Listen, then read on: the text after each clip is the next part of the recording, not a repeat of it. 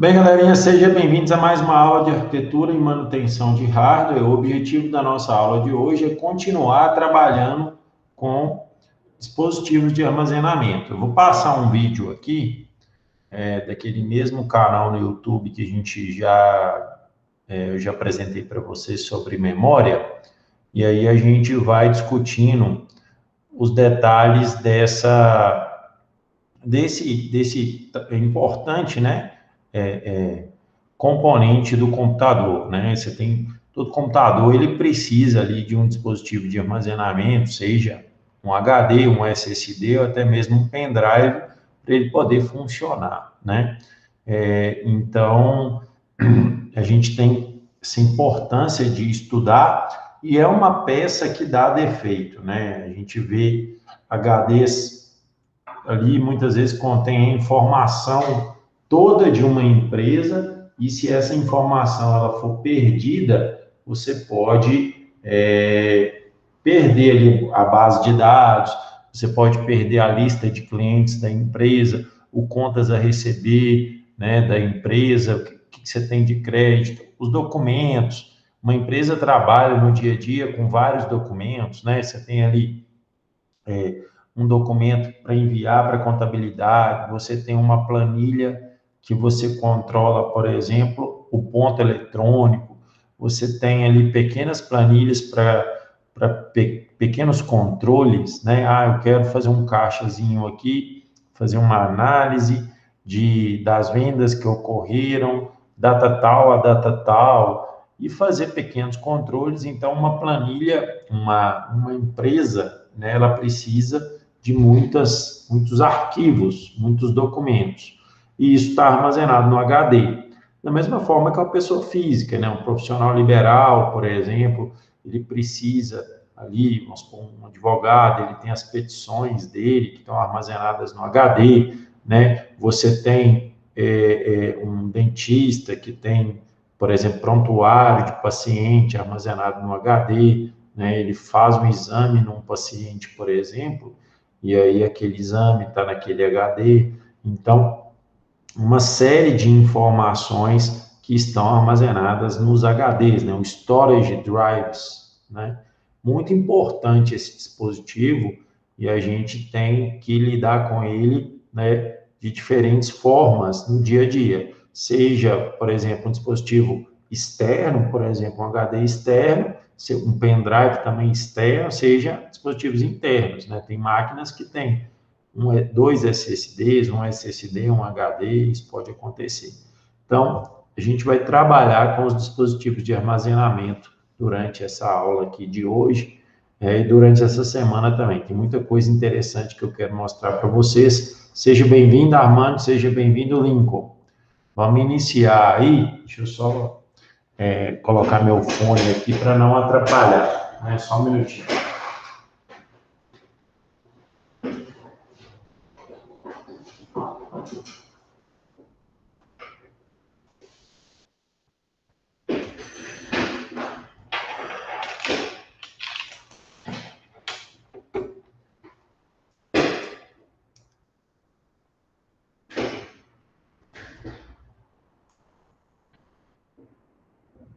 Of memory. There's primary has basically Estão ouvindo a computer bem? has basically two types of memory. Sim. Beleza. A computer has basically two types of memory. There's primary memory and secondary memory. Isso eu já comentei com vocês que um computador ele tem dois tipos de memória, né, Bernardo? A memória primária, que é quem, Bernardo? Você lembra desse comentário que eu fiz especificamente? Memória RAM, né?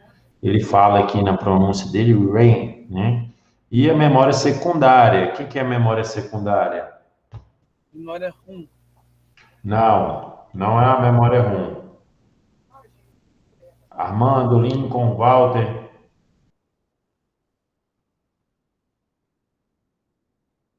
Qual que é a memória secundária?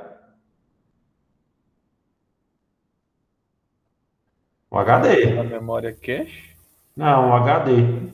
HD. Tava na O caixa. SSD, o pendrive, é uma memória que não é a memória que os programas estão prontos para executar, né? Eles estão em background ali, esperando para ser executados. Então, é uma memória secundária, tá? O HD. Now, primary memory is temporary, which is RAM, but secondary memory is permanent, and this deals with storage drives. Aí ele fala que a memória principal ela é volátil, né? Se você desliga o computador, os dados são perdidos. Já a memória secundária, ela tem a característica de ser persistente, né? Os dados não são perdidos quando você desliga, né? Então, você tem que colocar, por exemplo, o que é, por exemplo, aqui, eu abro o Word, por que é importante, né? Deixa eu mostrar para vocês aqui, ó, por que é importante a gente, o tempo todo, salvar os dados, né? Por exemplo, eu estou aqui trabalhando e abro o Word aqui para vocês, ó, beleza, e começo, né, a escrever alguma coisa aqui sobre memória, né? Algum documento, né? Por exemplo, vem cá, abro um novo documento. Muita gente faz isso. E lá, vai lá, tá, digitando, beleza, e não salva, né? Aí o computador vai e desliga. Esse documento aqui, que ele está chamando de documento 2, e pode ser perdido, né? Se o software não tiver aí situação de restauração. Alguns softwares, eles armazenam uma versão do arquivo em HD, temporariamente, mas alguns não armazenam. Então, isso é importante vocês terem essa visão. Esse documento que ele está na memória RAM, esses dados aqui, ó, os bits correspondentes aos caracteres aqui, né? Isso tudo está na memória RAM, não está em nenhum lugar nenhum. Se eu não vier aqui no disquetezinho e salvar, né, os dados podem ser perdidos. Por sorte, o Windows ele tem esse armazenamento temporário, de tempos em tempos ele joga para o HD, né, da máquina. Então isso cria, né, esse arquivo temporário aí, né? Então isso pode acontecer, né, de você ter uma versão temporária do documento, né? Deixa eu ver se pode falar.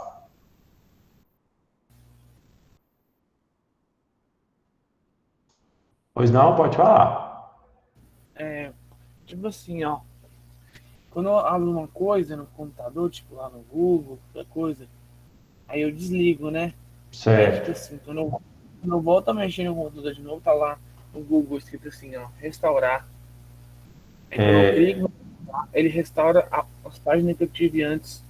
Isso mesmo, né? Vou te dar um exemplo aqui, né? Isso pode acontecer mesmo, né? Por quê? Porque ele faz esse backupzinho no HD da máquina, né? Isso acontece por isso, né? Por exemplo, vem cá, ó, tô com o site da Amazon aqui aberto, né? Beleza. Aí eu vim aqui, ó, no gerenciador de tarefas, né? E matei o processo do Firefox aqui, por exemplo. Eu vim cá e finalizei ele. Aí na hora que eu abri o Firefox de novo, deixa eu ver se ele vai colocar aqui. Aí ele não quis restaurar, não. Ele não restaurou, não, tá vendo? Ele, na hora que eu acessei aqui, ele não quis restaurar. Ou seja, ele fechou abruptamente, né? Eu fechei abruptamente, ele não restaurou. Agora vamos fazer com o Word aqui, ó. Eu vou fechar o Word. Vamos ver se ele... Fechei, beleza? Então agora eu vou abrir o Word, né?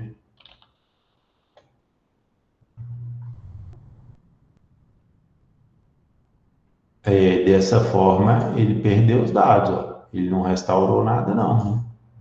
Nem sei onde que está aqueles documentos. Então, tem situações que ele pode restaurar e tem situações que ele Abriu pode... as caixas. talvez você ache no histórico. Isso. Mas tem situações, nem sempre ele vai conseguir realizar a restauração. Isso que eu quis dizer aqui com vocês, né?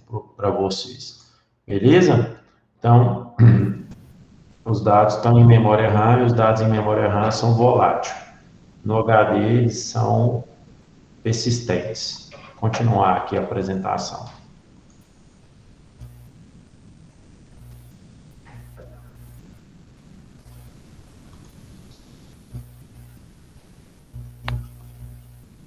Pode desligar seu microfone aí, Bernardo. Professor, não estamos vendo a tela. Tá, eu vou compartilhar aqui.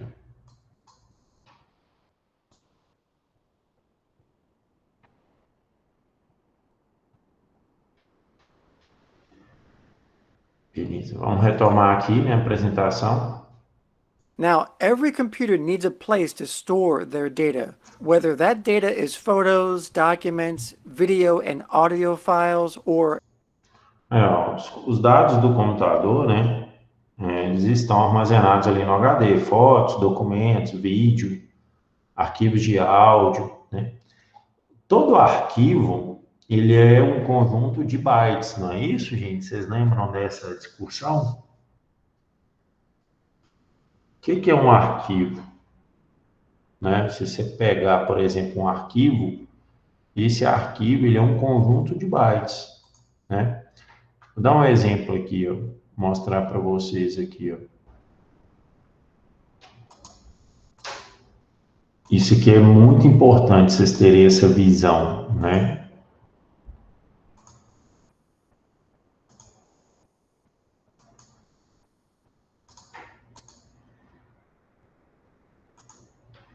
Se você pegar aqui, por exemplo, documentos aqui, ó. Aqui, ó, eu tenho... Pega esses arquivos aqui, ó. Né? Eu tenho aqui 9 arquivos selecionados, né? Cada um de um tipo, ó. Esse aqui é um aplicativo, o P aqui é um aplicativo, o O é um relacionado a aplicativo, aqui é um código-fonte, aqui é um arquivo TXT, aqui é um arquivo JPEG, ó, uma imagem, aqui também é um arquivo de banco de dados, aqui é um arquivo de banco de dados. Todos esses arquivos aqui, ó, eles representam um conjunto de bytes, né? Esse aqui, por exemplo, tem 0 bytes nele, não tem nada. Esse aqui também tem 0 bytes. Esse aqui, ó, a hora que a gente abre aqui, ó, ele já coloca para mim, ó, ele tem 38.390 bytes, né? Essa é o tamanho dele, né? Então, tudo isso é convertido para byte, consequentemente para bits, né? Se eu pegar aqui 38.390 vezes 8. Aí eu tenho 37.000 bits.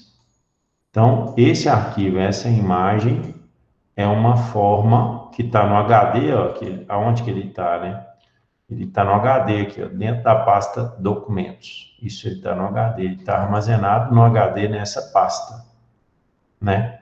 E isso é muito importante, por quê? Porque para vocês terem noção de que um arquivo é um conjunto de bits, na verdade, né? Que estão armazenados no HD.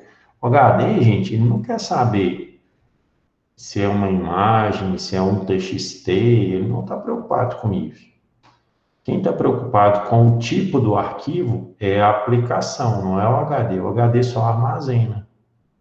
Ficou claro essa questão? O HD, ele armazena, pode olhar, o HD inteiro de uma máquina, né?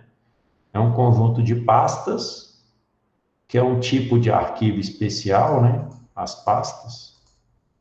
Né? Você pode olhar aqui, ó, o Windows, por exemplo. E aqui um mundaréu de pastas e arquivos, ó. Cada um de um tipo, né? Representado aqui, cada um de um tipo, ó. Isso aqui são, né? No Linux, por exemplo, pastas e arquivos é a mesma coisa, né? A pasta, ela tem só uma propriedade diferente do arquivo, que ela fala que ele é pasta, né? Mas é isso.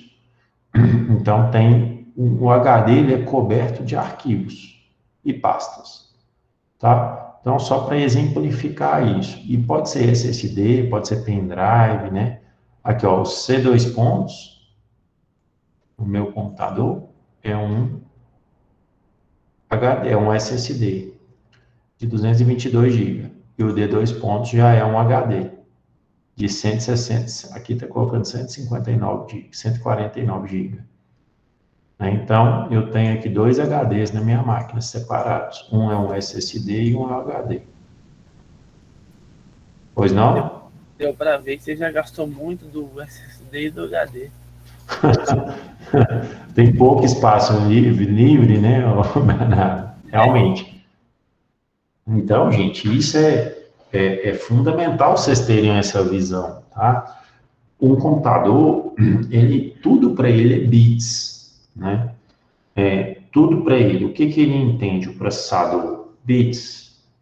O processador não entende... por exemplo, o processador, ele não quer saber que essa cor aqui, ó, é vermelha. Né? Aqui, ó, gravando é vermelho. Ele não quer saber disso. O processador, ele vai mandar, tem uma instrução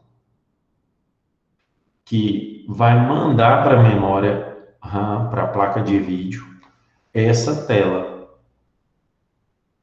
E aí, ele vai lá no endereço de memória tal, que a placa de vídeo vai ler, e ler que aquela cor é a cor vermelha, mas a cor vermelha para o processador é um conjunto de bits, né? Então, tudo no computador são bits, tudo. Né? Então, essa tela, ela está na memória RAM, pode ser na memória RAM comum, né? Ou pode ser na VRAM, que é da placa gráfica. E aí, o monitor pega os bits que está lá, o monitor é que tem a capacidade de colocar vermelho. É o monitor que faz isso, esse procedimento. O monitor é que tem as lâmpadas vermelha, azul e verde. Né? O monitor é que pega essas lâmpadas e combinam elas para colocar tanto de verde, tanto de azul, tanto de vermelho para formar uma cor. É um monitor que faz isso. Né? Se eu colocar amarelo, por exemplo, sabe que é vermelho com verde. Né? Então, ele faz essas junções, né? Um monitor que faz isso. Mas a intensidade da cor, né, do vermelho, por exemplo, do tom de vermelho, são os bits que fazem, né? Por exemplo, aqui, ó, deixa eu pegar aqui um software de edição de imagens, eu tenho aqui as cores, né? Deixa eu pegar aqui. Então, editar cores. Aí, ó, esse vermelho é 237 de intensidade de vermelho, 28 de verde e 36 de azul. 237 eu consigo transformar isso em bits. Né? Esse amarelo aqui, ó, um amarelo bem... Olha lá, ele não tem nada de azul, ó. Só tem verde e só tem vermelho. Né? Então, ele tem pouquinho de azul. Isso é o amarelo.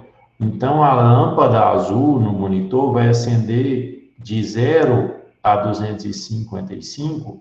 Se colocar 0, vai dar um amarelo mais intenso ainda.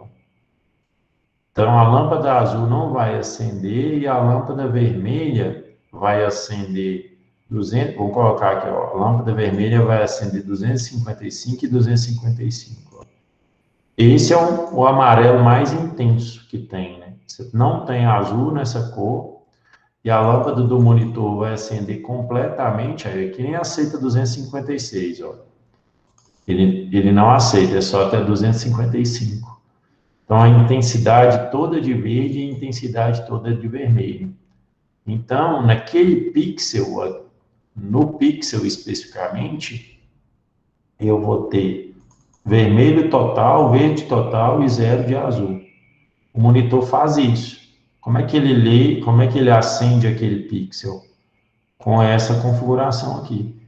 Quem põe essa configuração? O processador. Ficou claro a ideia? Sim. É assim que funciona, né? É assim que define as cores, né? Tanto é que o monitor, né, ele é totalmente independente. Eu posso ter um monitor pequeno, um monitor grande. Ele é totalmente independente. Por quê? Eu posso ter um monitor de uma marca, da outra marca. Ele não quer saber qual que é a marca. Ele quer saber assim, ó, eu preciso receber todas as cores, todos os bits para cada cor, né? Então ele precisa disso. Aí, se ele é 1920 por 1080, né? Aí ele vai colocar uma cor para cada bit, para cada pixel dele, né? E a gente sabe que essa cor é o conjunto dessas três cores aqui, ó, vermelho, verde e azul. Né? Preto, por exemplo, se ele vai... Esse pixel preto aqui, que deu um pixel preto aqui, ó, tem um monte de pixel preto nesse azinho. Aí vai ser esse cara aqui, ó. Vai ser todas as lâmpadas apagadas. Entendeu? É isso, é assim que a cor é formada. O processador ele só preocupa com os bits das cores, né? Mandar para a memória de vídeo, pode ser a memória RAM ou uma VRAM, as cores. Por que que quando você está jogando, você precisa de uma placa gráfica potente, o Lincoln? Você sabe? Você sabe, Bernardo? Assim, especificamente, eu não sei não. Alguém quer arriscar responder? Eu não faço a mínima ideia. Porque o poder dela de ler cores é maior. Não. É porque é o seguinte, veja só. Quando você está jogando, a imagem que está sendo construída, a imagem é um monte de pixel com um monte de cor, não é? Não é isso? Como é que é, professor? Você pode repetir? Uma imagem aqui, ó, essa imagem que nós estamos vendo aqui, ela é um monte de pixel, no caso aqui, ó, 1920 pixels na horizontal, 1080 na vertical, cada um com uma cor. Beleza? E essa cor é dada pelos bits. Vermelho, 8 bytes, eu tenho aqui. Verde, 8 bytes. E azul, 8 bytes. Desculpe, 8 não. É 8 bytes. 8 bytes para o vermelho, 8 bits para o vermelho, 8 bits para o verde, 8 bits para o azul. E aí o monitor tem as lâmpadazinhas, mini lâmpadas. Tem a lâmpada LED amarelo, tem a lâmpada LED azul, tem a lâmpada LED verde.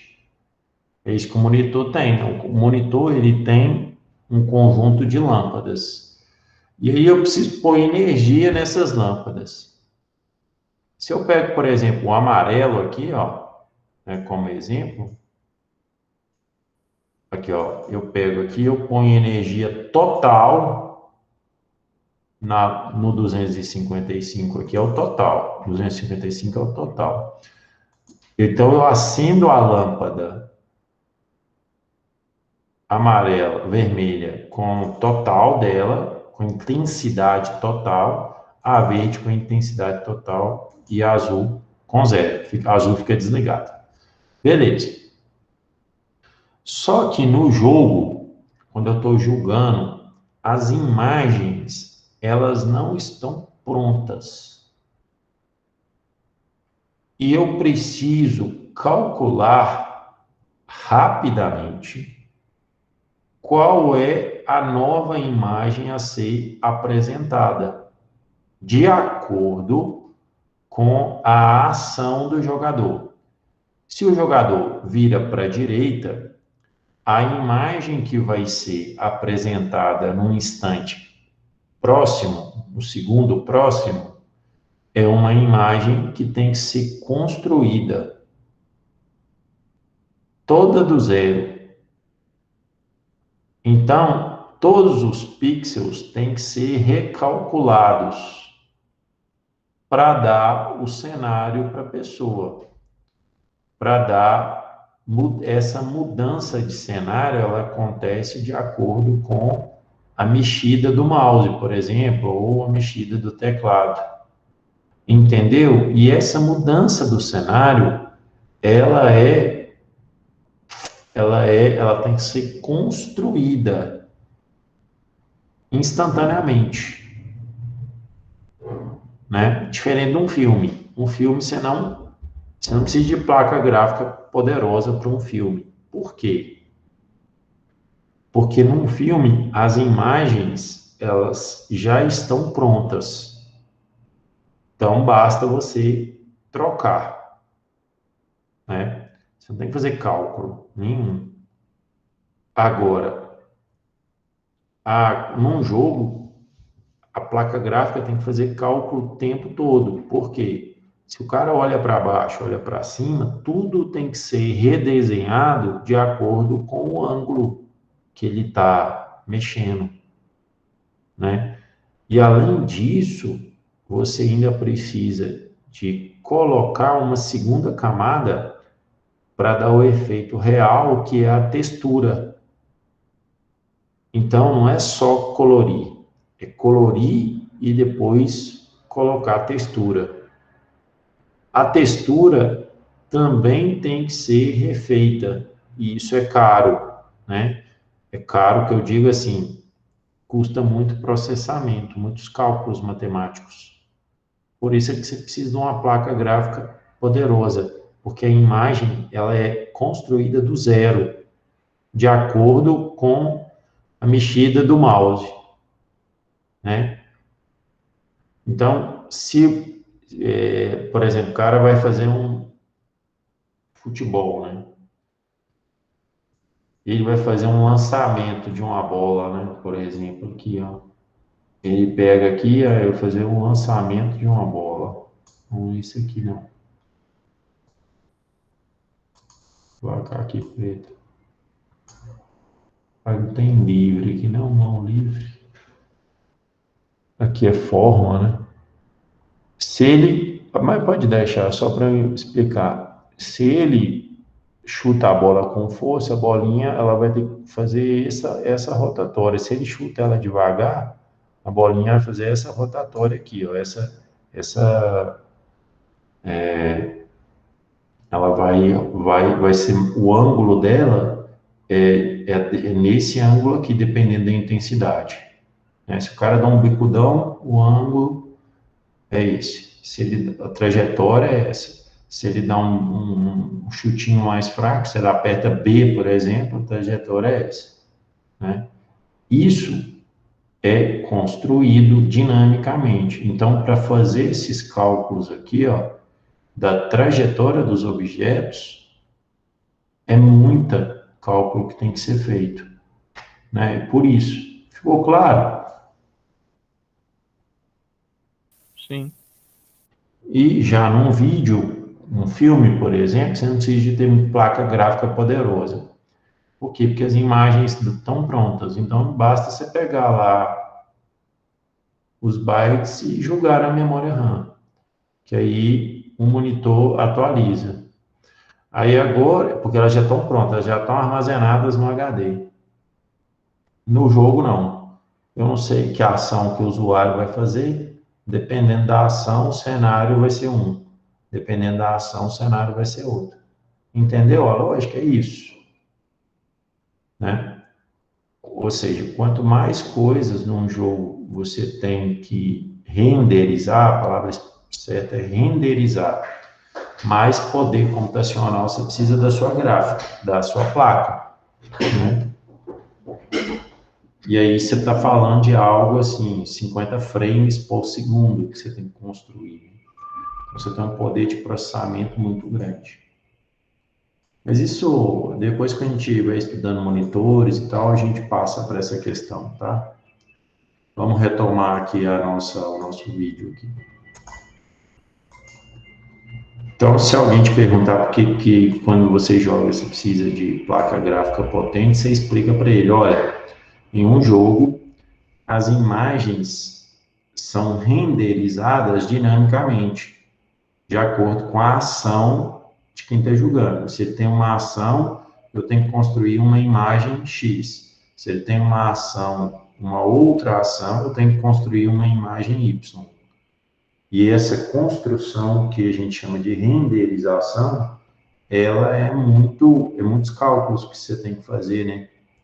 De X e Y, né? É muito processamento que tem que ter, né?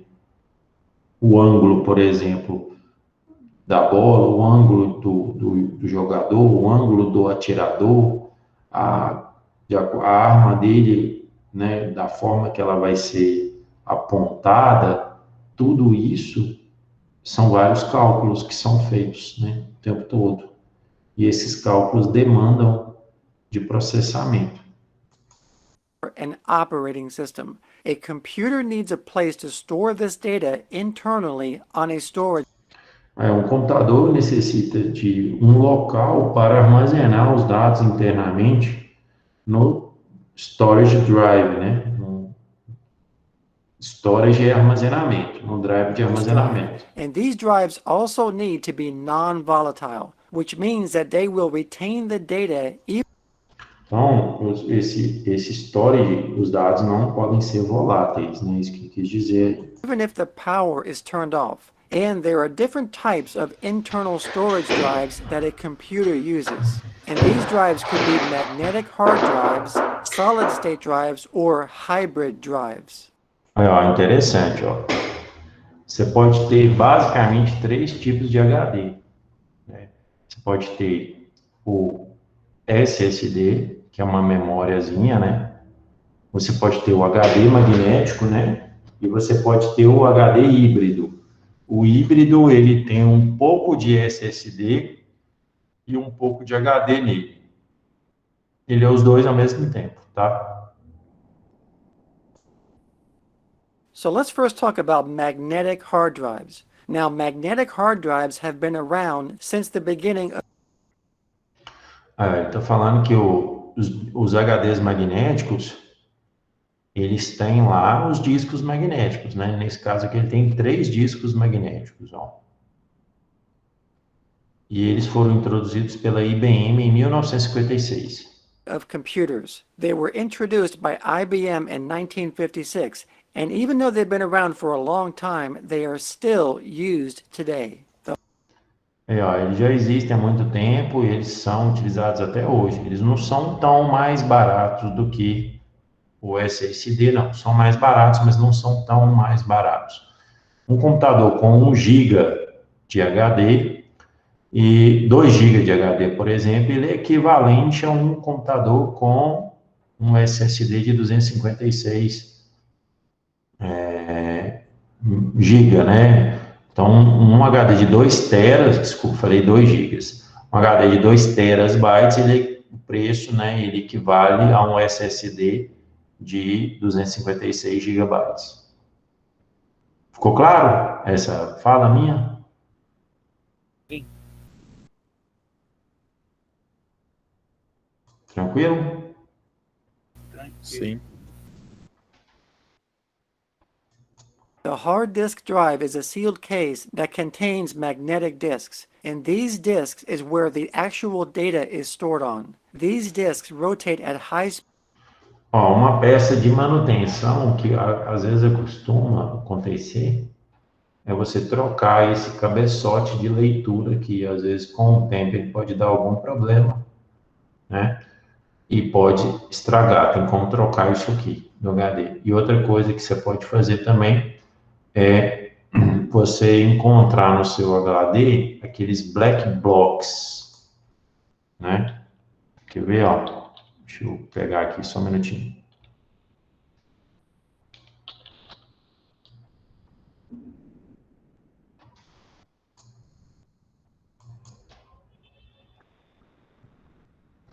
Aqui, ó, esses bad blocks são comuns são mais comuns do que imagina e podem comprometer os arquivos de um HD. Para evitar esse tipo de situação, até que tudo preparou um tutorial que mostra e tal. Ó. Causa dos bad blocks, né? Os bad blocks são os setores defeituosos, podem ocorrer de duas formas diferentes em seu computador, erros físicos ou de software. Um bad block físico de hardware trata-se de um setor fisicamente danificado, sendo mais complicado de ser resolvido. Ele pode ser ocasionado por vários fatores, desde a cabeça de leitura do HD magnético ter tocado no disco por algum baque. Então, se por algum motivo lá, seu computador caiu ou balançou, sacudiu e o HD encostou no disco, né? Até alguma partícula de poeira na área lacrada do HD. Não, quando você pensa num chão de fábrica, você pode ter ali uma poeira por anos, né? E essa poeira pode ali ser uma partícula tão pequenininha que conseguiu entrar, né, nessa área do HD, que é uma área lacrada. Já um bad block de software indica que algum problema deve ter causado defeito no HD e muitas vezes os defeitos são facilmente corrigidos. Quando não é no hardware, né, na parte física, aí dá para corrigir. Né? Então, esses bad blocks aí são erros que dão no HD. Speeds, and as they do, the actuator arm will either write data to the disks or read data from the disks, depending upon what the user wants to do. These magnetic disks can rotate at high speeds of either. Essa é uma informação técnica importante, né? Um HD, ele pode executar nessas velocidades aí, ó, de rotações por minuto, né? Rotate per minute. Que você pode ter 5.400 rotações por minuto, 7.200 ou 10.000 rotações por minuto. 5400, 7200, or 10,000 RPM. The typical hard drive that's used today in desktop computers operates at the 7200. Hoje, se eu comprar um HD de 2 TB, certamente vai estar nessa linha aí. Vou pegar aqui, por exemplo, de 7.000 rotações por minuto. Vou pegar aqui um Seagate, 2 terabytes, certo? Aí, cabo, beleza. Aí, ó, esse HD, né, custa aí R$ 349, ele tem 2 terabytes, né, e ele tem aqui uma RPM de 7.200. Ficou claro? Sim. Eu acho que 7.200 tá até um pouco baixo, professor. Tá, né? Mas é isso, é a rotação dele, né? Tem até 10.000, mas é um convencional aqui. A gente pode procurar aqui, ó, Seagate 10.000, né? Até aparece ali, ó. Eita!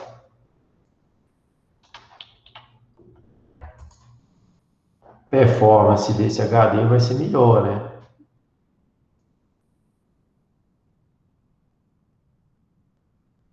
Esse aqui é 7.200. Vou ver esse outro aqui.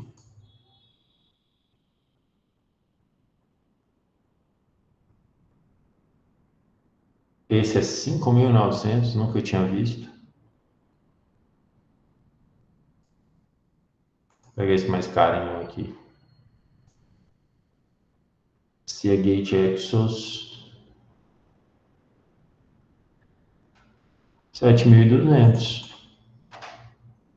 Com 10.000 é difícil, viu? Mas aqui no Brasil essa parte de hardware é muito fraca, né? A gente sempre trabalha com uma quantidade inferior, né? É muito caro para nós também, né? Trabalhar com o atual.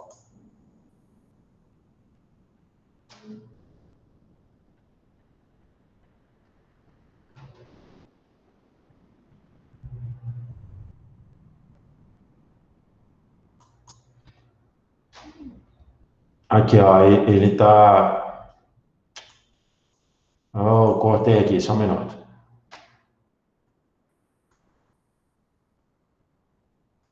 Ele está falando que 5.400 rotações por minuto é típico de HD para laptop, tá? Para desktop você tem os 7.200.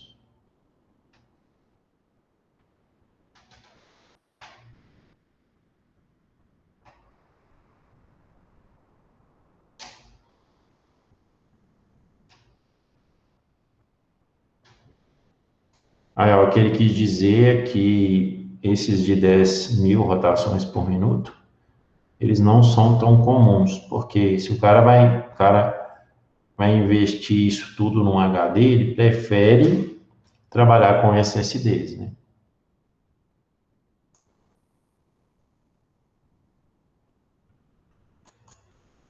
Isso é muito importante, né? Aqui, ó, hoje para você conectar um HD no computador, Bernardo, você precisa de um cabinho SATA, esse cabinho vermelho aí, ó, SATA Cable, né? E você vai encaixar ele, né, numa porta SATA. Né? Então, você tem um HD conectado numa porta SATA. Então, uma placa-mãe tem lá um monte de portas SATAs e aí você conecta. Essa placa-mãe aqui dá para a gente entender, né? Aqui, ó. Vamos lá, esse desenho da placa-mãe aqui é interessante, ó. Ele colocou aqui, você tem um processador. Professor, o senhor está apresentando aquela tela dos HDs ainda que o senhor pesquisou no Google. Opa, peraí, então.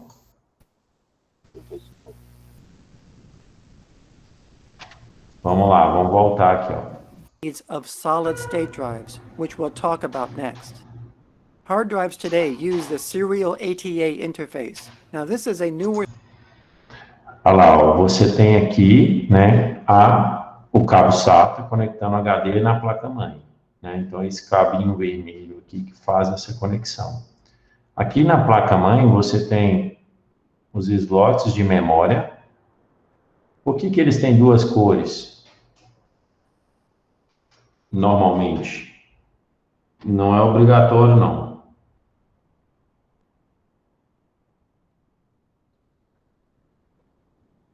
Hein, galera? Alguém arrisca? O vermelho é mais rápido, não sei.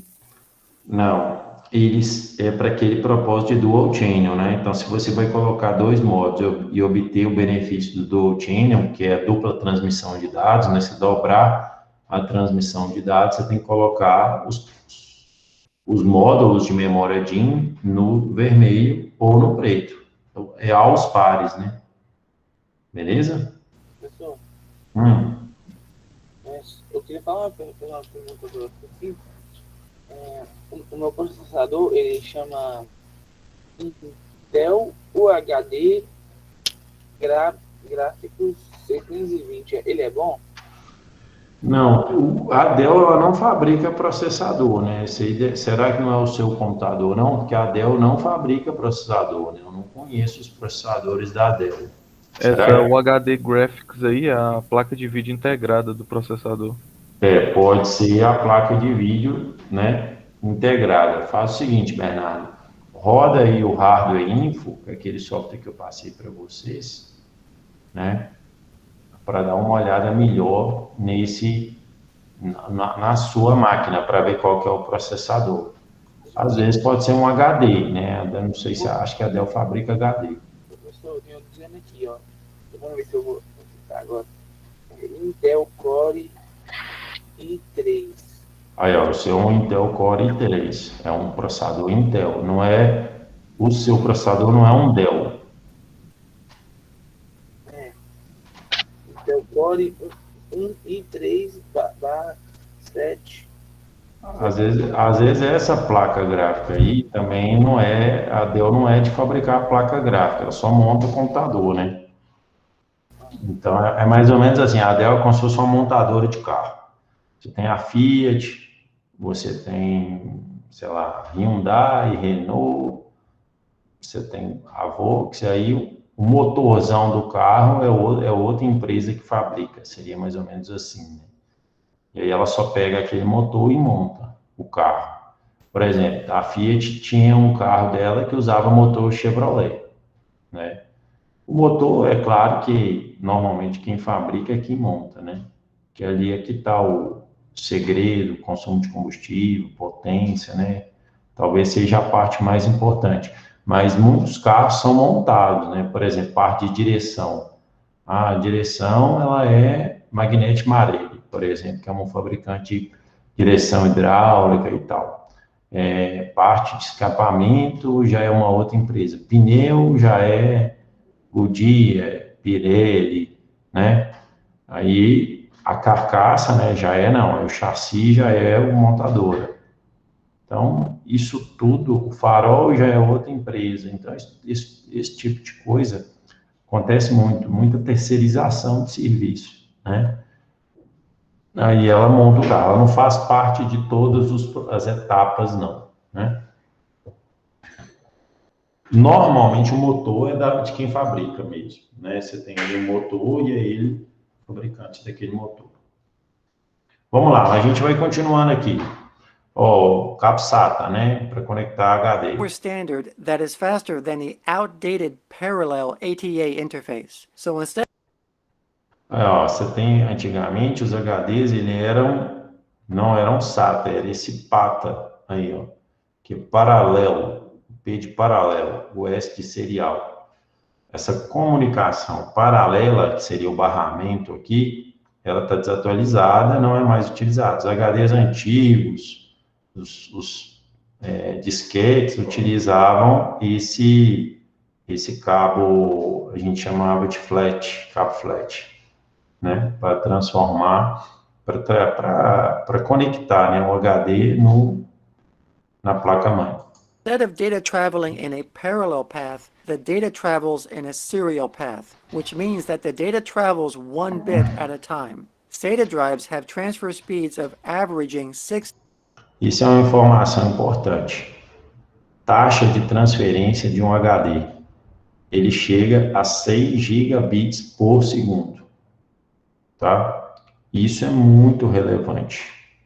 Essa informação, que é a taxa de transferência, ela faz parte da potência do HD. Depois ele deve falar do SSD aqui para a gente entender, né? Gigabits per second, which is considerably faster than the old parallel ATA. Ele está falando bem mais rápido do que a porta paralela, né? Do que aquele cabinho flat antigamente. And hard drives also come in two physical sizes. They come in 3.5 or 2.5 inches. Isso que é importante, ó.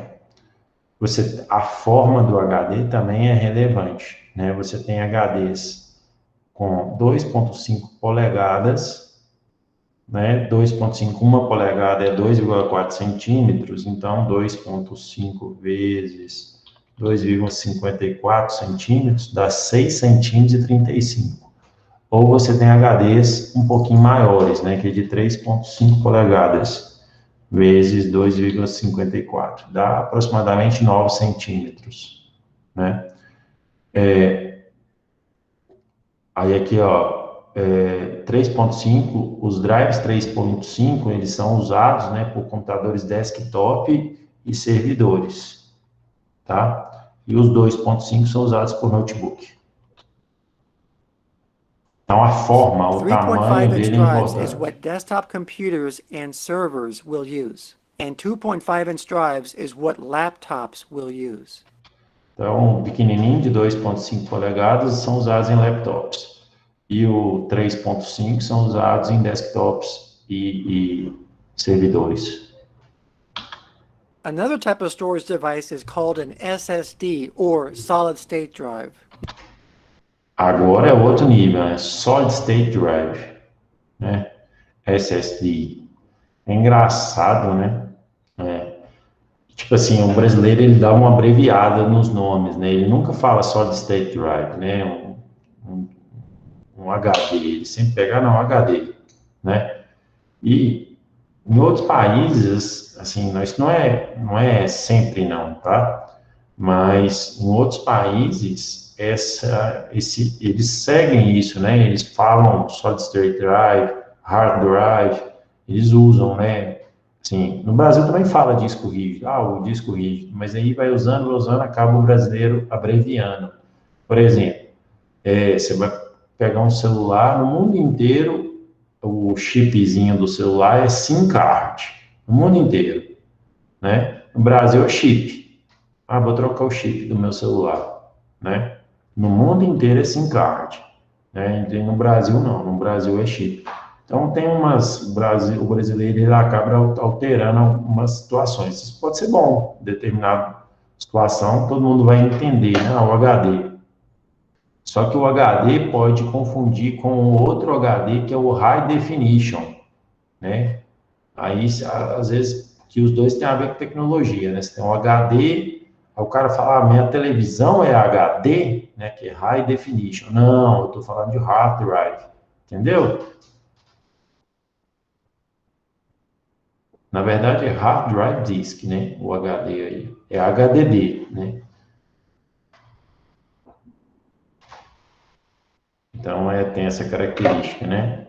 Now, these drives have no moving parts. So instead of using magnetic disks, these drives use flash memory chips to store data.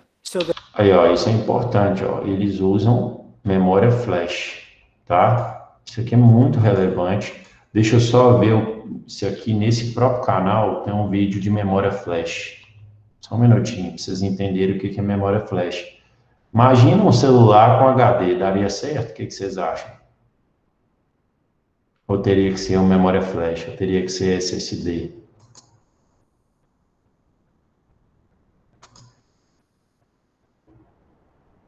Alguém aí? Tinha que ser um SSD, o HD não ia dar certo, não.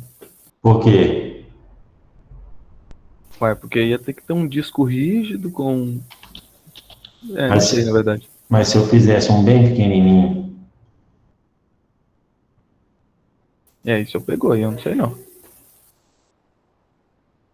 não daria certo. Imagina os discos lá batendo um no outro, porque o celular movimenta demais, né? Não daria certo, concorda? É o que eu imaginei. Os discos ali, os discos magnéticos, aí você está lá acessando o seu celular, mexendo, né, fazendo alguma coisa com ele, e os discos estão lá, flutuando, batendo um no outro. Não daria certo, por causa dos discos, né? É mais ou menos você escutar a música naqueles sons antigos, CD, em que você colocava, e aí você ia para uma fazenda, por exemplo, você não conseguia ouvir o som, por quê? Porque a música ficava pulando, não, o CD ficava pulando, e aí a música sempre voltava para o início. Lembram disso? Pelo mesmo motivo, né? Com o pendrive, você pode, não tem problema, você pode chegar ao rei. Com Bluetooth, melhor ainda, né? Que aí já está dentro do pendrive, até como se o pendrive estivesse dentro do seu celular, e aí você só liga lá o Bluetooth e toca a música do celular, e ele manda os beats da música via Bluetooth, né? Aí é rádio, então ondas de rádio não, você pode estar 300 mil buracos que vai funcionar, né? Você vai conseguir transferir os dados, né? Mas aqui, ó, nessa tela que eu estou procurando aqui, essas memórias flash, elas não estão com... Ele não está... Ele não explica tecnicamente o que são as memórias flash, não. Depois eu vou procurar como que os dados são armazenados, né? Eu vou dar uma pesquisada e depois mostro para vocês como que isso pode, como que o funcionamento, né, da memória flash. Deixa eu ver se tem um videozinho. Às vezes tem um vídeo curto aqui, rapidinho.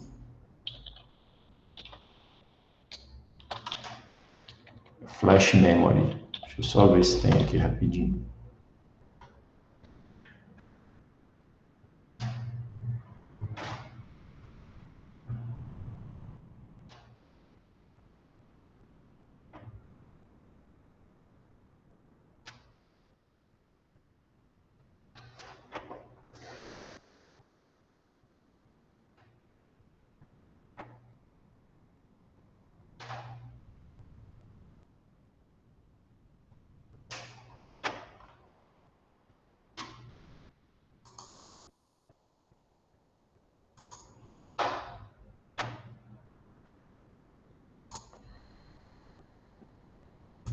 the Japanese engineer Fujio Masaoka invented an electrical storage medium at the Toshiba Corporation. It would not require any energy to save data and could keep it for many years.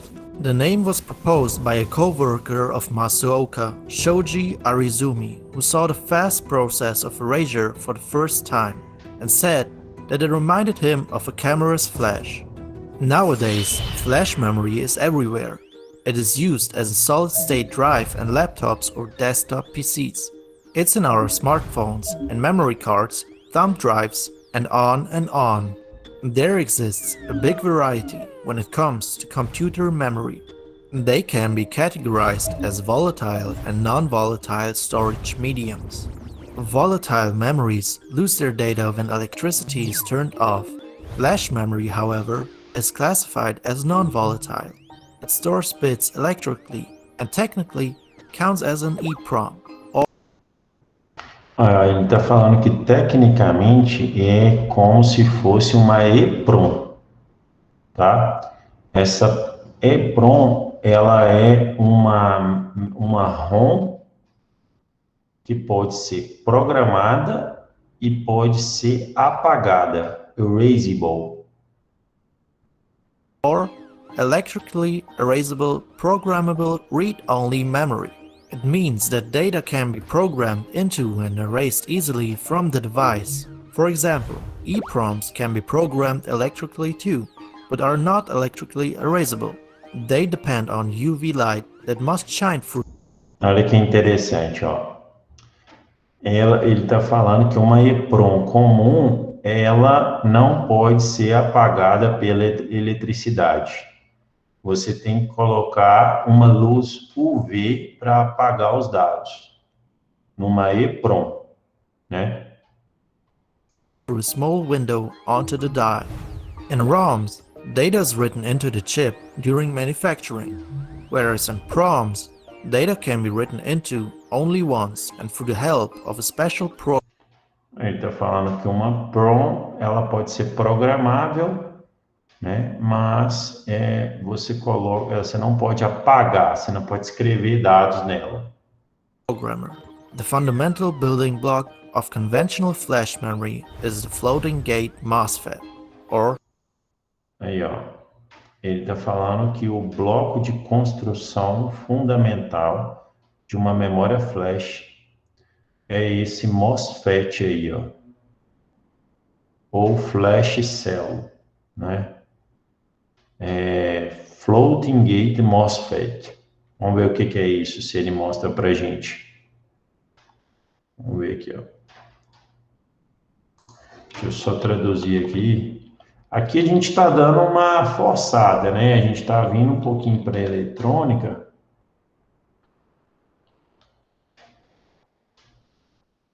Mas eu acho que é relevante, tá? A gente dá uma aprofundada.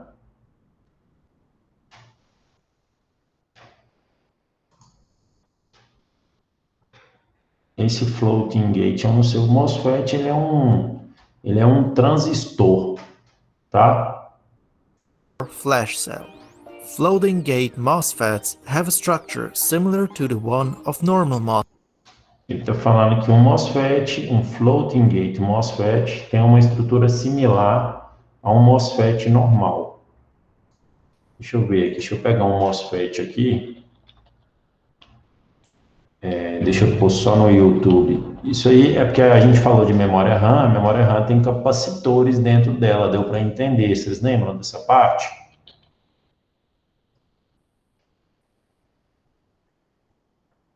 Lembram, galera?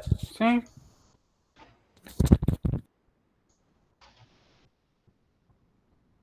Alguém aí? Alguém aí? Sim.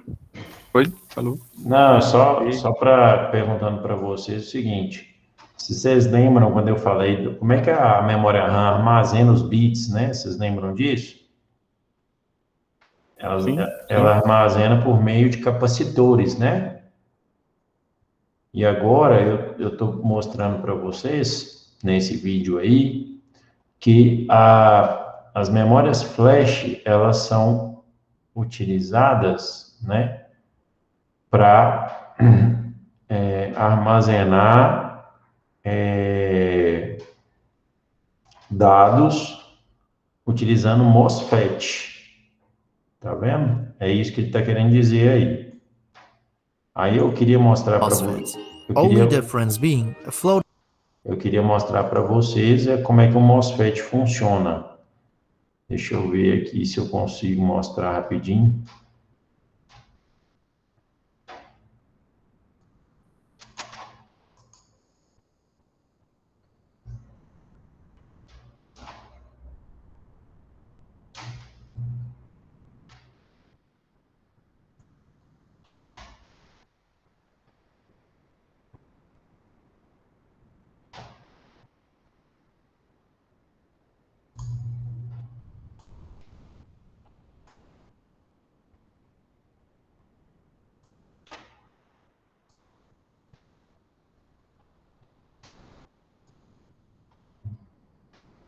Ó, galera, olha aí o que é o MOSFET. Vamos lá, ó. Hoje nós vamos falar sobre MOSFET. O que é o MOSFET? Quais são as características físicas e elétricas desse componente? Ok?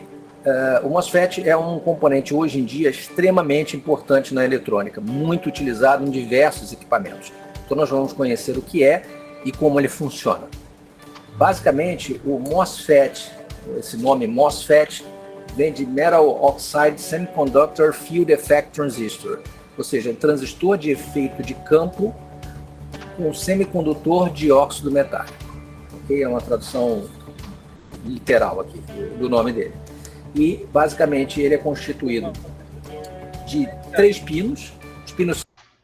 Aí, ó, o MOSFET ele tem 3 pinos, tá? Que é esse dreno, esse gate e esse source aí. São identificados como dreno, comporta e fonte, em português. Em inglês, drain, gate e source. Não é source, como muita gente fala por aí, é source, ok? E no jargão do dia a dia, você ouve muita gente falar dreno, gate, não traduz o gate, chama de gate, e source, não traduz source para fonte. Então é o que mais o pessoal usa. Dreno, gate e source. Ele tem 2 tipos, canal N e canal P. Ok? Nós vamos ver mais adiante essa distinção. E quando foi criado com 2 grupos diferentes, né? O grupo de depleção, tipos de depleção e tipos de intensificação. Ok? O tipo de depleção ele é menos utilizado e o de intensificação é mais utilizado, principalmente o canal N. O de depleção normalmente só vem em versão canal N e o de intensificação vem nos dois formatos, né? Canal N e canal P. Normalmente nós vemos uma ligação aqui de um segundo pino aqui no source. Esse é o pino do substrato, ele é interno, mas existem alguns MOSFETs que têm o substrato externo, num 4º pino, para um tipo de polarização diferente. Ok? Mas a maior parte dos MOSFETs vão vir com 3 pinos. Detalhe, lembrando que essa seta que tem aqui, no canal N, ao contrário do transistor NPN, que a seta é para fora, no MOSFET o canal N aponta a seta para dentro. E se for um canal P, esse aqui é um canal N. Se for um canal P, a seta estará para fora. Ok? Diferentemente dos MOSFETs. Dentro dos grupos de depleção e intensificação, o depleção ele normalmente tem o contato de dreno e source fechado. Portanto, para você abrir essa chave entre dreno e source, você precisa injetar uma tensão no gate. Ao contrário dos de intensificação, que são mais utilizados, eles têm esse contato normalmente aberto. E para você fechar o circuito aqui, permitir a passagem de corrente, você vai precisar injetar tensões positivas no gate. Essa é uma grande diferença entre os 2 grupos, sendo que o mais utilizado, como já falei, é o de intensificação. É o que a gente mais utiliza aí nos circuitos. As aplicações do MOSFET são várias, entre elas as de chaveamento,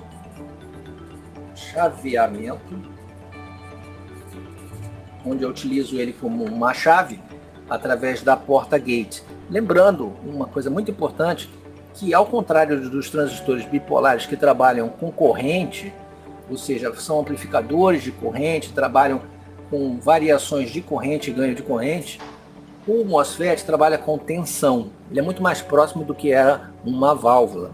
Ele é regulado por tensão. Portanto, a variação de tensão no gate faz com que ocorra uma variação de tensão no dreno. Ok? Ele pode ser utilizado, como já falei, em chaveamento, pode ser utilizado em amplificadores.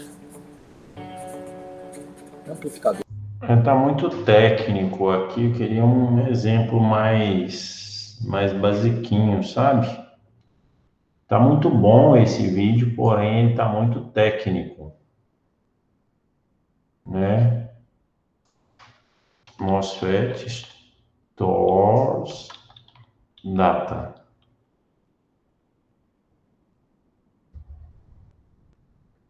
Não, aqui vamos ver aqui, MOSFET stores bit.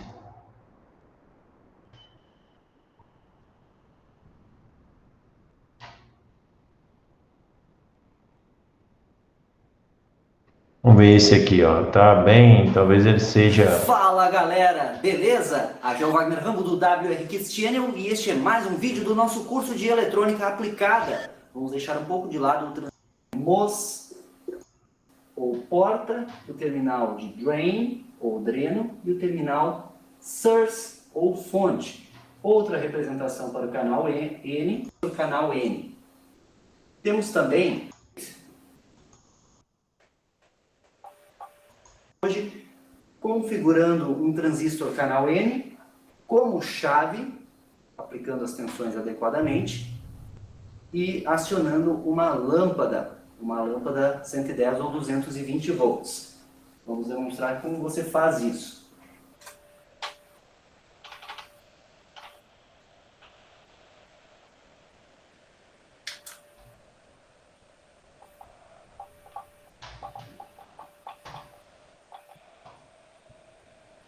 O transistor de efeito de campo apresenta regiões de operação de forma similar ao transistor bipolar de junção. Só que agora temos regiões de operação diferentes. Lembram do transistor bipolar de junção quando vimos corte, saturação e uma chave fechada?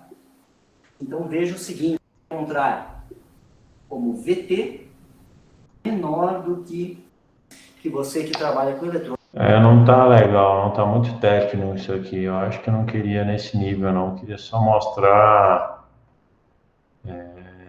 funcionamento, né?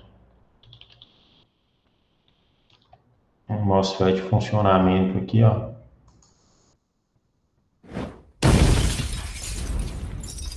Coisa aí acaba complicando o pessoal. Bom, gente, tem muita gente que fala na internet, mas tem muita gente que ainda tem dúvida, que é com relação ao funcionamento dos MOSFETs, tanto canal N quanto canal P. Bom, gente, vocês sabem que se você procurar no Google, procurar definição de MOSFET, geralmente se fala muita coisa e acaba complicando o pessoal. Eu sei que tem parâmetros que às vezes componente, substrato, isso pode ser, na verdade é só de desktops, notebooks, eletrônica de um modo geral, pode começar a entender o MOSFET de uma maneira muito mais simples. Estou aqui com esse circuitinho aqui, circuito não, na verdade é só aqui uma simbologia do MOSFET, canal N, está faltando aquele diodo de proteção, que geralmente mostra aqui no MOSFET, mas para a gente visualizar aqui tá legal, tá? Bom, gente, é o seguinte, qual que é a minha ideia aqui hoje? Minha ideia é usar o e o gate. Por definição, como que funciona o MOSFET canal N? Para a gente conseguir condução de source para dreno, eu preciso ter uma tensão no gate mais alta que a tensão no source. Senão não conduz de source para dreno. Você vê que aqui, você vê que ele aqui está aterrado, né? Ou seja, ele está no potencial de 0 volts. E aqui também está 0 volts. Então não tem condução, né? Tem uma corrente insignificante aqui de 50 nanoampere, mas na verdade não conta muito para o circuito essa quantidade de corrente. Então, quando que ele vai começar a conduzir? Ele vai conduzir quando a tensão no gate for maior que a tensão no source. Só que tem um outro porém. Todo MOSFET, se você olhar no datasheet dele, tem a chamada tensão. Lá vai ter assim como tensão VT ou tensão no gate, vai ter que ser acima de 1.5 volt. Tá? Então vocês vão ver que eu vou começar a aumentar a tensão do gate e vai batendo por causa da tensão de threshold, que é 1.5 volt. Se eu aumentar agora, ó, o que vai acontecer? Você está vendo? Ó? Eu estou aumentando a tensão no gate. O que eu estou fazendo? Eu estou diminuindo a resistência. Por isso que eu estou te falando, pensa no MOSFET como um resistor. Se não tem tensão no gate, aqui, ó, dreno e source é uma resistência infinita. É uma resistência muito alta. Corrente aumentando. Ó, vejam só, isso aqui é interessante, dá para explicar para vocês. Aqui você tem 5 volts e aqui no source você tem 0 volts. Ele só deixa passar a corrente elétrica se no gate tiver uma tensão. Ficou claro esse funcionamento do MOSFET? Sim. Beleza. Resumindo, é o seguinte, eu preciso agora entender como que ele faz para armazenar um bit. Na hora que eu chegar uma tensão aqui, ele tem que não ter corrente se for bit 0. Na hora que eu chegar aqui uma tensão e tiver que ser um bit 1, aí vai ter corrente. Então, é isso. Então, na hora que eu ligo a memória flash, eu vou pôr 2 volts, ou o que seja aqui de sinal, aí vai passar aqui uma corrente, ou não vai passar corrente. Se passar uma corrente, significa o bit 1. Se não passar corrente, significa o bit 0. Né? Então, é assim que ele fornece, grava a informação. Né? Agora, diante disso, então, por que ele funciona como uma chave? Porque se eu ligar a chave, ele vai passar corrente e vai significar o bit 1. Se eu ligar a chave e não passar corrente, ele vai ser o bit 0. Você tem milhões de MOSFETs dentro de uma memória flash. Cada MOSFET armazena ali, guarda a passagem. Né? Agora vamos voltar para o vídeo lá que eu estava passando. Né? Então, ó, esse vídeo aqui, deixa eu compartilhar. Ele está na mesma lógica aqui, ó. Eu tenho o dreno e eu tenho o source. Ele vai passar a corrente elétrica aqui, dependendo da tensão que ficar aqui. Só que ele está passando aqui por esse substrato, né? Aí é a diferença de um para o outro, né? Tem que ver aqui, ver se a gente consegue entender. Eu vou ver se eu consigo entender para explicar para vocês. Loading gate between the control gate and the substrate. This insulated extra gate has the key function to store electrons. Aí, ó, ele está falando, veja só, ele está explicando aqui, ó, que esse floating gate, eu vou voltar aqui, ó. A diferença é no floating gate, porque você tem um gate aqui, você tem um floating gate, que é uma camadinha aqui, né? Esse floating gate é para deixar ou não passar corrente. Ficou claro isso aí? Floating é fluxo, flutuação. Então, você tem aqui energia chegando no gate, aí você tem um dreno e você tem um source. Aqui vai deixar passar corrente, dependendo do floating gate. Ele tem um adicional aqui, ó. Ele tem uma camadinha adicional, por isso que ele é um MOSFET especial, né? Ele tem esse floating gate aí. Only difference being a floating gate between the control gate and the substrate. This insulated extra gate. Esse portão extra, né, tem a função de armazenar elétrons. E, consequentemente, habilita a armazenagem. Esse floating gate é que é o negócio.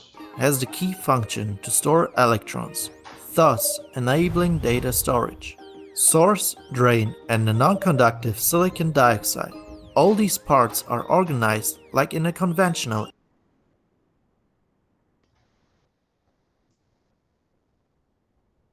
NMOS. Let's suppose the floating gate MOS stores the logic 1.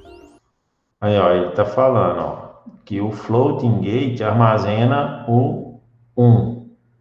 Né? Então, ó, vamos supor que o floating gate armazena o bit 1, que significa que a célula é apagada e nenhum elétron esse trapped aqui, ó, passará, eu imagino, né? Deixa eu ver se esse trapped passará.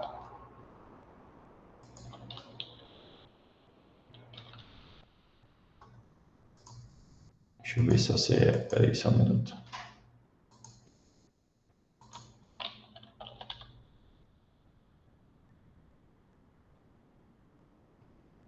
É que colocou tapped como se fosse batido, mas não é isso que eu quero, não.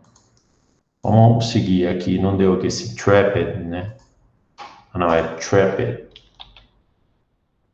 Encurralar, tá? Encurralar. Que, ó, ele tá falando aqui o seguinte, significa, aqui, ó, ele tá falando o seguinte, que se no floating gate eu armazenei 1, isso significa que a célula é apagada e nenhum elétrico é retido no floating gate. Ah, interessante, ó. Então esse floating gate aqui é que faz o segredo, né? Which means that the cell is erased and no electrons are trapped in the Ó, quando a célula ela é apagada, né? Nenhum elétron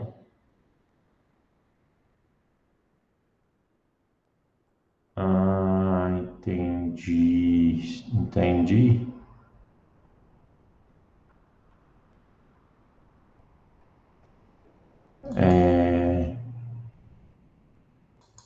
É isso mesmo, nenhum elétron.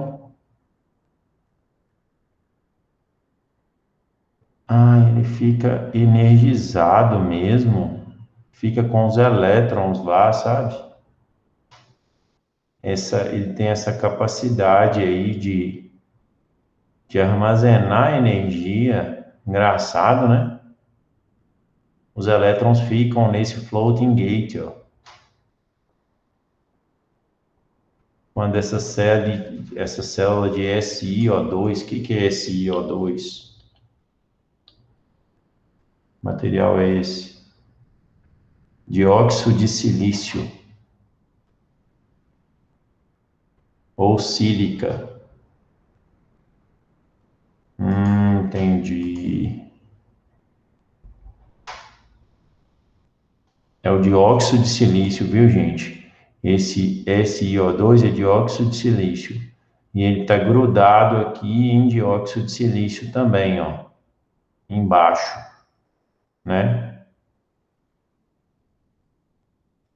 Vamos continuar aqui e ver se eu entendo essa lógica. The floating gate. To read the data, we apply the shown voltages to the respective terminals. Therefore, creating a conducting channel between source.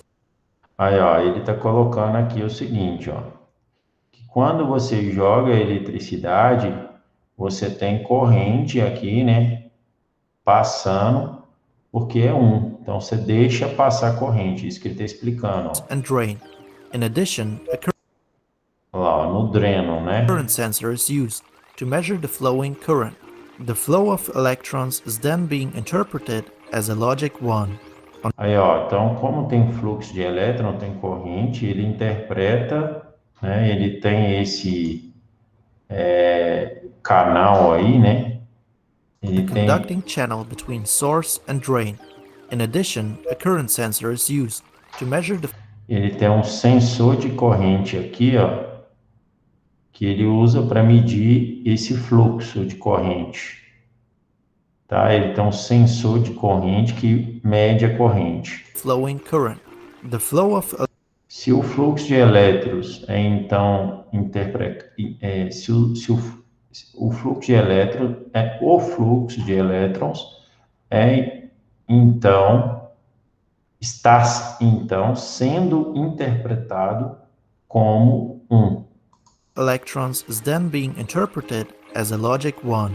On the other hand, a logic Por outro lado, um lógico 0 é armazenado, o bit 0 é armazenado se elétrons são retidos no floating gate. Então, se elétrons ficam lá, né, eles são retidos lá. logic 0 is stored if electrons are trapped in the floating Então, os elétrons, eles são retidos lá. gate.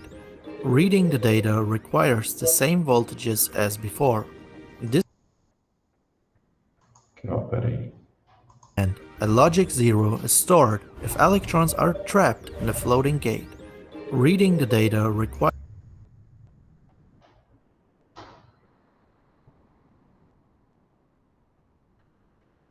Ler dados requer a mesma tensão, né, quanto antes. the same voltages as before.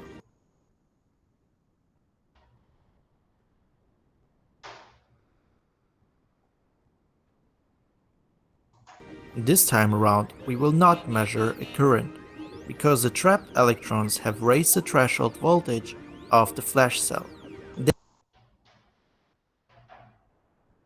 Consequentemente, somente tensão maiores no gate cria um canal condutivo. Ah, entendi. Veja só, esses elétrons aqui que estão aqui, eles têm um potencial, eles têm uma tensão. E acabam que essa tensão é a mesma tensão aqui do 3 volts. Se você tem a mesma tensão,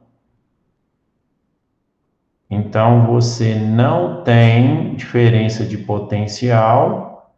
E como você não tem diferença de potencial, não deixa os elétrons passarem aqui e o sensor de corrente entende que é o bit 0. Ah, ficou claro para mim aqui a questão. Agora eu entendi. Como é que funciona? Eu vou explicar de outra forma aqui. Um MOSFET, ele deixa passar a eletricidade se você coloca uma tensão aqui no gate. Se você coloca 3 volts aqui, ele deixa passar a corrente aqui, ó. Se você coloca aqui, né, uma camadinha, que é esse floating gate, que armazena eletricidade, na hora que você chega com a tensão aqui, não existe diferença de potencial. Aí ele não deixa a tensão aqui passar. Ficou claro para mim. Eu vou fazer o seguinte. Eu vou preparar aqui uma apresentação, depois trago essa parte aqui para vocês de novo, com um pouco mais de calma, para a gente também não ficar tão agarrado nisso aqui. Mas ele funciona, a memória flash, ela funciona com o MOSFET, com o floating gate. O floating gate, ele armazena elétrons. E como ele armazena elétrons, você tenta dar uma tensão aqui, você não consegue ter essa diferença de tensão. Se você não tem essa diferença de tensão, você não tem corrente elétrica, significando bit zero. Por outro lado, se você não tem elétrons no floating gate, quando você dá a tensão de 3 volts aqui, você passa a ter corrente elétrica aqui, e aí, tendo corrente elétrica aqui, você tem um sensor de corrente que indica o bit 1. Imagine isso aqui milhões de vezes dentro do circuito, né? É isso que acontece. Agora, engraçado, né?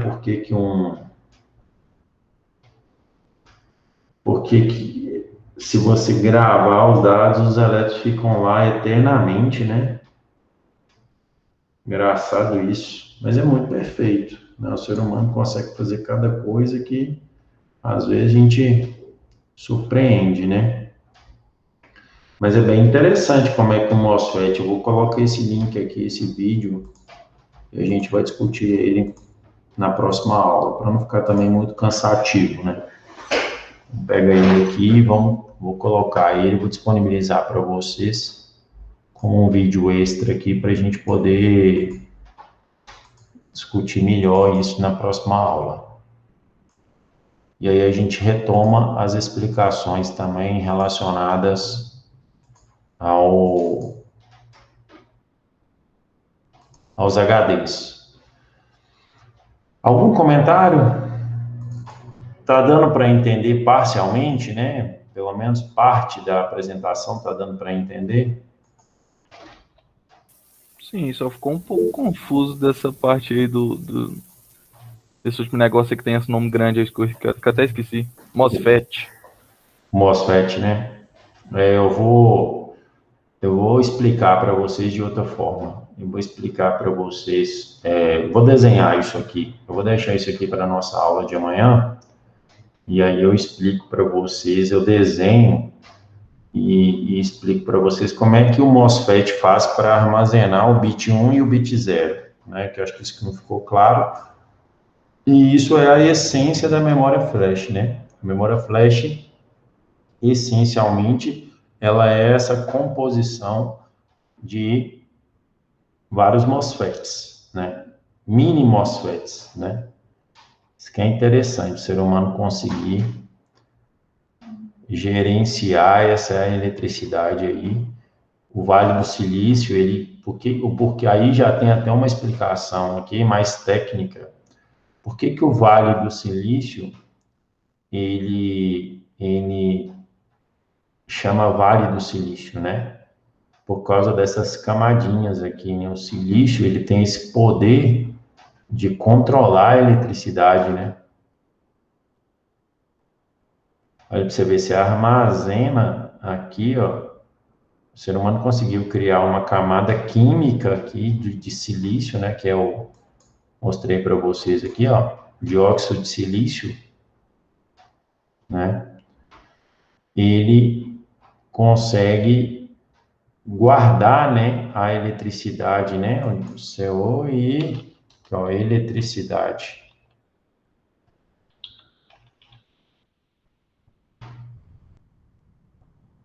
Aqui deve ter uma explicação. A base desse cara aí é a eletricidade, né?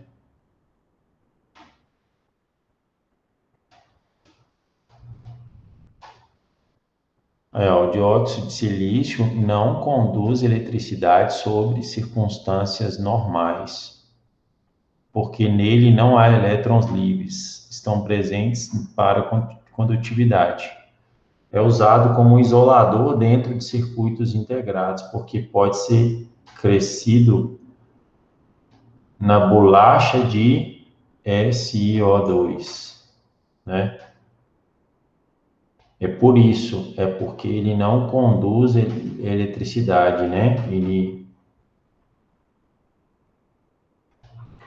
Aí aqui tem uma característica do dióxido de silício, né? No entanto, é piezoelétrico, que significa que se você se deforma, aí tá traduzido o texto aqui, tá ruim de ler, né? Se ele se deforma, ele gera um impulso elétrico. E se você pode aplicar um campo magnético elétrico, ele se deformará. É por causa dessa capacidade dele, né? De você ele pode se deformar, né? Vamos ver se eu consigo ver um vídeo disso aqui agora. A gente vai vendo um conteúdo, já vai interessando por outro, né? Aqui, ó, deformação de dióxido. Será que tem isso? De silício.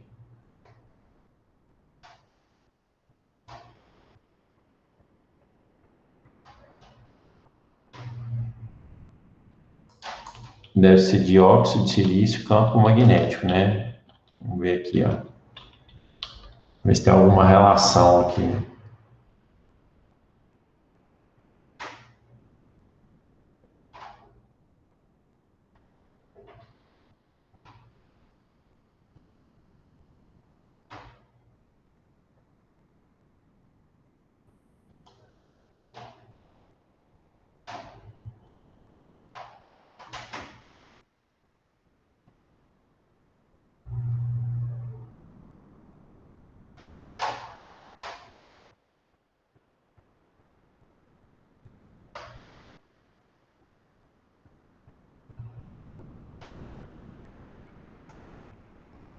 Que coisa maluca, hein?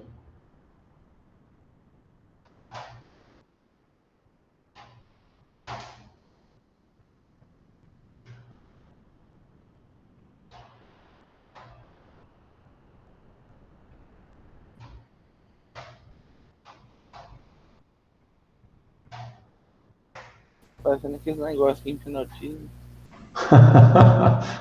Deu até som, velho.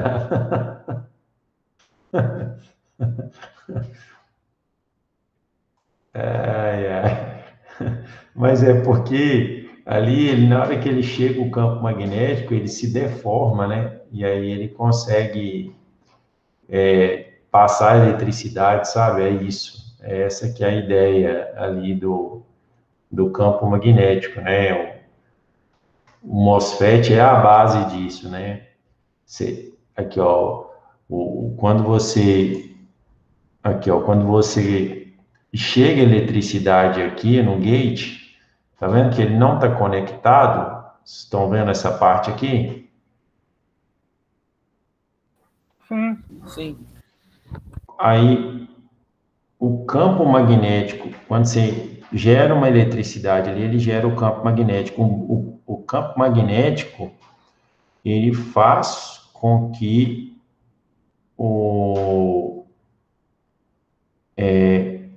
você desloca ali o óxido de silício, meio que empurra ele, sabe? E aí ele vai e deixa passar a corrente elétrica, sabe? Ele fisicamente é deslocado. Engraçado isso, né? Sim. Essa que é a ideia, né? Por isso é que você tem aí, beleza, aí você consegue deixar passar a eletricidade, né? É assim que funciona, né? Mas amanhã a gente vê isso com mais calma, tá? Se tiver um pouco mais de detalhes aqui nesses dois vídeos, aí a gente vê isso com mais calma a partir da aula de amanhã. Beleza, galerinha? Ok. Beleza, então eu vou interromper aqui a gravação. Qualquer dúvida, eu estou à disposição de vocês. Beleza.